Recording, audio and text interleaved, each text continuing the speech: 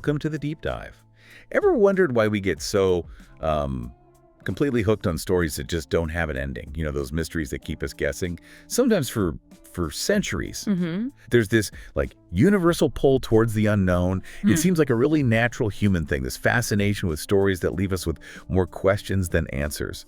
So today we're doing a deep dive into exactly that. We're looking at the allure of, well, both chilling true crime cases and those really enigmatic historical phenomena. Our mission, really, is to decode why these narratives have such a powerful hold on us. We'll be looking through psychological, sociological, and historical lenses. It really is fascinating, isn't it? Because even now, in a world that's so dominated by, empirical evidence, scientific explanations, the unsolved, the unknown, they just persist. There's still these realms of deep, deep fascination for people. And it suggests it's not just about the facts or the data points. It's something deeper in human nature, like a primal curiosity, maybe. Something that seems to demand resolution, even when it's never going to come. Okay, let's unpack that then. If these mysteries grab us so powerfully, what's going on psychologically? What's the basic mechanism at play? Why do our brains just sort of latch onto them like this, sometimes nagging at us for years, even decades? Well, one really powerful idea is the fear appeal theory. Research suggests that when you combine fear with fascination, it creates this really compelling cognitive loop. A loop, okay. Yeah, think of it like your brain hitting the alert button for danger, but because you're not actually in danger. Right, you're watching it or reading about it. Exactly. That intense focus, it sort of transforms into this gripping fascination. It's hard to look away. These dangerous situations, like in true crime, they provoke heightened attention, better memory retention, because our brains are just wired to prioritize potential threats. That makes a lot of sense. Yeah. So, okay, fear is a draw, but what lets us actually engage with these often terrifying stories without just being completely overwhelmed is there some kind of psychological buffer going on. And this, I think, brings us to another really interesting point, the safety distance principle. The idea that we're drawn to horror, to crime stories, precisely because we get to experience that fear. But without being in any direct personal danger, you're safe on your couch, right? But your mind is still grappling with the unknown, the terrifying. That's the key, isn't it? Yeah. That safe distance lets us engage so deeply. And that engagement, it connects directly to a very core human need, the need for cognitive closure. Cognitive closure, right? Humans have this intrinsic need, really, to understand things, to get resolution. Psychologist Eric Kruglansky talked about this back in '96. Unsolved cases, just by their very nature, they deny us this closure. Think about like binge watching a show. You get to the huge cliffhanger finale, and then you find out the last episode was never made. Oh, that's the worst feeling. Exactly, that gnawing, unresolved feeling. That's your brain basically demanding cognitive closure. These mysteries, they leave us hanging. They create this persistent cognitive dissonance. Dissonance, that uncomfortable mental tension. Right. The tension we feel when our need for answers just isn't met. And that makes them linger much longer in our memory and our conversations. So we crave answers. But I wonder, does the mystery itself, the not knowing, does that sometimes become part of the actual appeal? Could getting too much resolution maybe lessen the enduring impact of some of these cases? That's a really interesting point, because while we definitely seek closure, the process of seeking it, the speculation, the theories, the fact that it stays open-ended, that can become its own source of fascination. It turns into a puzzle you can keep working on. Exactly. An ongoing puzzle. Okay, speaking of puzzles, Yeah. we've sort of unpacked the psychological wiring behind why we're fascinated. Now let's see how these ideas play out in the real world. Let's start with some of history's most chilling true crime cases, the ones that still haunt us.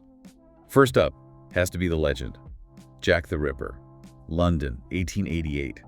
An unknown serial killer brutally murdered at least 5 women, the canonical 5. Over a century later, why does this specific case still hold such an enduring grip? It really was a kind of perfect storm for public obsession. You had Victorian London, that atmospheric fog everyone imagined. Yeah, you can picture it. Then the shocking, brutal nature of the violence, the gendered aspect of it, the underlying class struggles bubbling up in the era, and crucially, a burgeoning sensationalist media. They all just converged. Right. It wasn't just a crime. It became this symbol of like urban dread, the darkness beneath the surface, and its modern impact is just undeniable. Yeah. Countless books, films, documentaries, endless suspect theories, still trying to solve what the original investigators couldn't. Okay, so from gaslit Victorian London, let's jump across the Atlantic. Northern California, 1968, 1969. The Zodiac Killer. This was a really different kind of terror, this mysterious figure taunting the police, sending cryptic letters, ciphers, almost playing a game with everyone. Oh, the psychological impact here is profound and, yeah, very different from the Ripper. Those ciphered letters, they immediately engage our, innate problem-solving instincts. We want to crack the code. You want to figure it out. Exactly. And the killer's anonymity, it's not just that we don't know who he was, it creates this archetype of faceless evil that's deeply unsettling because, well, theoretically, it could be anyone. And despite decades of investigation, the Zodiac's identity is still unknown, which is precisely why it maintains such interest in pop culture. We still want to solve his puzzle. Now, for a really fascinating turn, we're moving away from urban killers to the desolate Ural Mountains. Soviet Russia, 1959. The Dyatlov Pass Incident. This one is just baffling. 9 experienced hikers died under truly mysterious circumstances. Baffling injuries, inexplicable details, things like radiation found on some of their clothes, and no clear signs of a struggle at the tent site. 9 experienced hikers. Strange injuries, radiation. I mean, it sounds like something straight out of a chilling movie script. You almost wonder if the truth could possibly be even stranger than the wildest theories out there. Absolutely, and that's exactly why it continues to captivate so many people. The mystery factor is just off the charts, mainly because the official explanations, well, for many people, they just don't quite add up. Right. So the theories range everywhere from, mundane things like avalanches, maybe hypothermia paradoxes, all the way to secret Soviet military experiments, infrasound, even paranormal events or UFOs. Yeah. And the enduring mystery was definitely fueled by the Russian secrecy during the Cold War era. That allowed all this wild speculation to just flourish. It really transformed it into this chilling modern legend. Our minds almost feel compelled to fill in those narrative gaps when no official story makes complete sense. So, okay, we've seen how unsolved crimes tap into these primal fears, our need for closure, our desire to solve puzzles.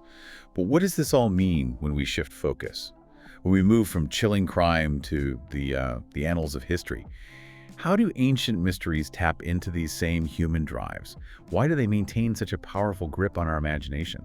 Well, the timeless appeal of lost knowledge is incredibly powerful. Humans seem to have always sought to understand their origins. This primal curiosity, it gives rise to legends, stories of advanced ancient civilizations, which often echo our own sort of anxieties and aspirations, myths about lost places, like Atlantis, for instance. They often follow that narrative of a golden age lost to hubris. Right, a cautionary tale. Exactly. So they offer not just historical intrigue, but also these moral lessons about human ambition, maybe downfall. Plus, you had that whole wave of archaeological romanticism in the 18th and 19th centuries that really embedded these interests deep into our modern culture. It made us romanticize the very act of discovery. Let's dive into some of the most captivating examples then. These historical enigmas that keep archaeologists, historians, and, well, plenty of amateur enthusiasts guessing. Starting with maybe the most famous of all, Atlantis. Its origins go way back to Plato's dialogues, Timaeus and Critias, around 360 BCE. And the theories about it are just as diverse as they are captivating. Was it a real civilization, maybe wiped out by a natural disaster like a massive volcanic eruption, perhaps Thera? Or was it always intended as a profound metaphor by Plato, a warning about political corruption, societal decay? Or just a story. Or simply pure myth, a philosophical construct he created. But regardless of its reality, its global impact is undeniable. Atlantis has become this incredibly powerful symbol of, humanity's fear of self-destruction, our anxieties about lost wisdom. It's a cautionary tale that just resonates through the ages. Okay, next stop, Roanoke Island, off the coast of what's now North Carolina, late 16th century. The disappearance of the Roanoke Colony. An entire English colony just vanished, with only that one mysterious word, Croatoan, left carved into a tree. The speculation here is just endless. It touches on everything from assimilation, maybe they joined local Native American tribes, to disease wiping them out, or even attacks, perhaps by the Spanish who were rivals in the region. But its modern interest, I think, stems from its status as America's kind of first unsolved mystery. It's a foundational enigma. It reflects those really early colonial anxieties about survival, about the unknown. In this new, unfamiliar, and often quite hostile land, it's baked into the American narrative. From the Americas back to England, and much further back in time, Stonehenge. This incredible monument built between 3000 and 2000 BCE in Wiltshire. It still mystifies us. What are the truly unsolved aspects here? Well, its exact purpose remains uncertain, even with all our modern archaeological techniques. Was it primarily a complex astronomical calendar meticulously for elites, maybe royalty or priests, or perhaps a spiritual center, maybe for healing, drawing pilgrims from all over Britain and even Europe? So many possibilities. Exactly. And while modern archaeology has revealed amazing insights like discoveries at nearby Durrington walls, which shed light on the builders, their feasts, their settlements, the core questions about its ultimate function, they still persist. Stonehenge continues to represent the incredible sophistication of these prehistoric societies, and it still inspires modern New Age spiritualism too, proving its timeless allure. Another really intriguing artifact that sparks endless debate is the Piri Reis Map.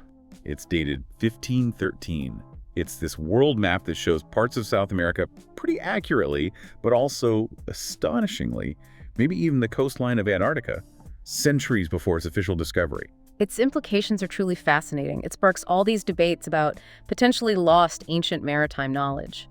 Now, more rational explanations often involve the idea that Piri Reis was copying from earlier maps, maybe maps that are now lost, Okay. or maybe misinterpretations of coastal outlines, cartographic conventions of the time.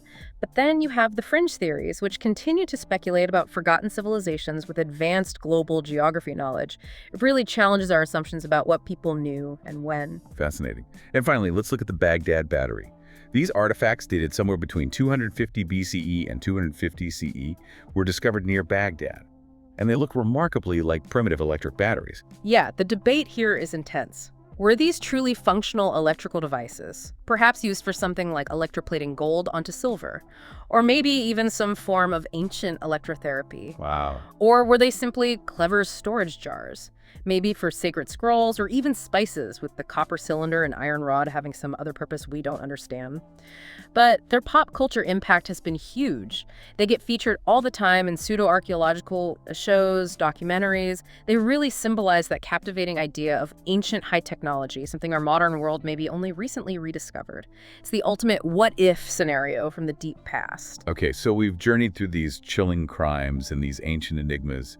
It feels pretty clear there's a powerful connection between them, even though they're so different on the surface. Yeah. So what's the ultimate thread here? What ties all these diverse mysteries together? What's the real why behind their lasting power? I think it really boils down to this simple idea: unsolved, unforgettable. Both categories, true crime and ancient mysteries, they leave critical questions unanswered.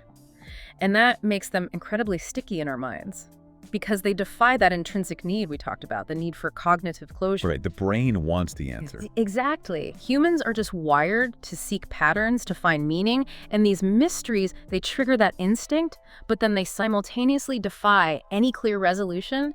They basically force our brains to keep working, keep guessing, keep constructing narratives. And this brings us to another really interesting aspect, maybe a bit uncomfortable. How our own ego, maybe our sense of superiority, plays a role. Modern humans, we often like to believe we're smarter than our ancestors, right? Or maybe more clever than the perpetrators of these crimes. These enduring mysteries, they really challenge that perception. They kind of humble us, in a way. We think we can solve anything with enough data, enough technology. But these cases just stubbornly resist. That's a great point. They absolutely do. And then, layered on top of all that, is the massive cultural and media amplification.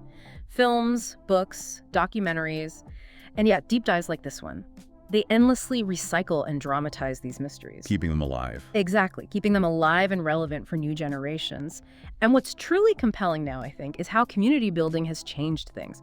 Through online forums, places like Reddit's Unresolved Mysteries subreddit, amateur detective communities, they've fostered this incredible engagement. It's almost democratized the investigation, letting anyone dive in, share theories, connect clues. It creates this shared pursuit of the unknown. So as we wrap up this deep dive, it feels like we've seen these twin fascinations really clearly at play. On one hand, true crime's chilling nature, tapping into our primal survival mechanisms, our need for justice. And on the other, historical enigmas igniting our intellectual wonder, our deep curiosity about human origins, and maybe even our sense of cultural identity. Absolutely. These mysteries, precisely because they remain unresolved, inexplicable, they offer this incredibly complex, timeless kind of engagement. It transcends generations. It really is an endless loop, isn't it? Fear, wonder, and this relentless human pursuit of the truth. even if that truth remains perpetually, tantalizingly just out of reach. They remind us, I think, that the human story is far from fully written, far from fully understood. So maybe the final thought for you listening is this. What does our enduring fascination with the unresolved, the unexplainable, the deeply mysterious, what does it truly tell us about our own human nature? Is it possible that the pursuit of answers is sometimes more compelling, more engaging than the answers themselves?